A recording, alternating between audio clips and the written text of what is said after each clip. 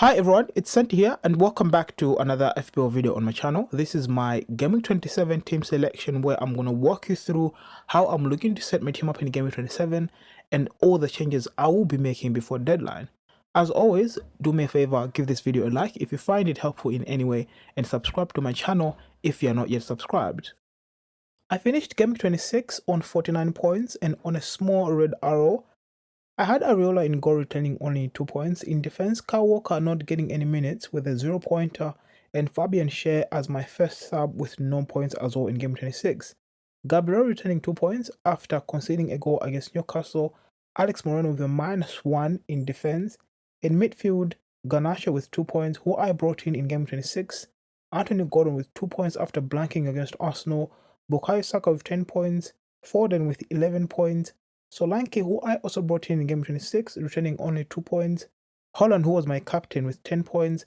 And Ollie Watkins with 9 points in game 26.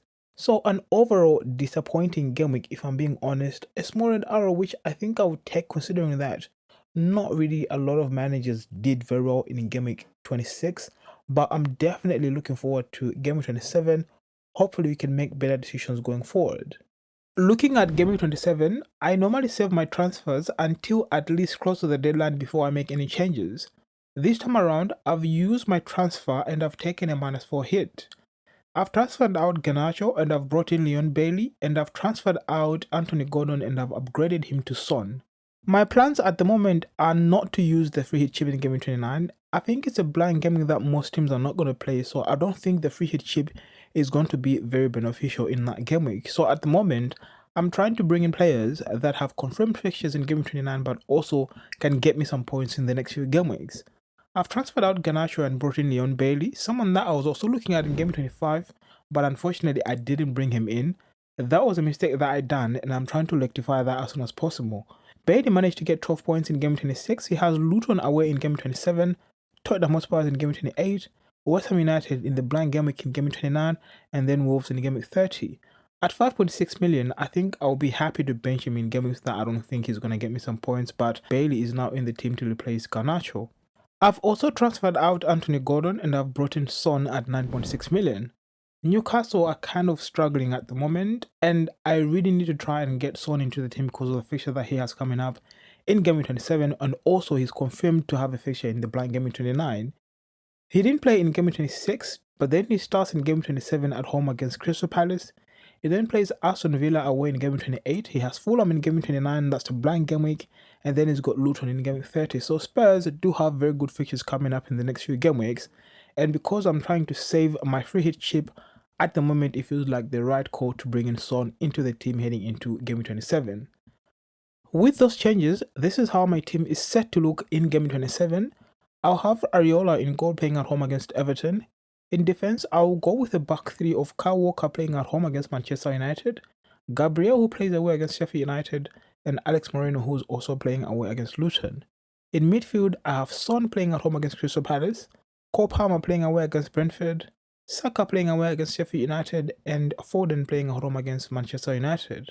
Up front, I'll have Solanke playing away against Burnley, Holland at home against Manchester United, and Ollie Watkins who plays away against Luton. On my bench, Petrovic away against Brentford, Leon Bailey away against Luton, Botman and Fabian Schär playing at home against Wolves. So this is how my team should roughly line up come the deadline for Game 27.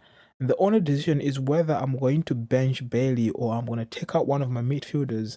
At the moment, I'm not sure who, or maybe Cole Palmer should be benched, but then I'm thinking I cannot risk benching Cole Palmer who's also on penalties, so maybe Leon Bailey will be my first sub, but this is how my team should look come the deadline for game week 27. Something else I'll have to think about is the captaincy for game week 27. I've got Holland who plays at home against United as the first option. Solanke playing away against Burnley I think is another option, and Bukayo Saka playing away against Sheffield United is the third option. I currently have the captaincy on Holland. I think United have not been very good defensively and they could concede a few goals, so maybe Holland could get some good returns. But when you look at Solanke playing away against Burnley, he had a few chances against Manchester City as well that he could have scored, but unfortunately he couldn't get some returns. I think he's also another one that you can look at as a captaincy option for Game 27. And finally, Bukayo Saka, who's been having very massive performances in the last few game weeks, playing away against Sheffield United, a fragile Sheffield United that's been struggling in the last few game weeks. I think if you feel brave enough, then Saka could be someone else that you could look at as a captaincy option for game 27. But I currently have it on Holland. Maybe as we get closer to the deadline, I might think otherwise and captain someone else, but I still think Holland is the best captain for game 27. If you're not really sure about the changes that you want to make in your teams, I think it's very important that you wait until the FA Cup midweek fixtures are concluded so that we know which teams have fixtures in Game Week 29 and not, and then make transfers accordingly. I only made my changes because I think the players that I'm bringing right now already have confirmed fixtures for Game Week 29, and also I think they can get me some good points in the next few game weeks. That's it from me from this video, and if you found the video helpful in any way, please do give this video a like. Subscribe to my channel if you're not yet subscribed. Thank you so much for watching, and I'll see you soon.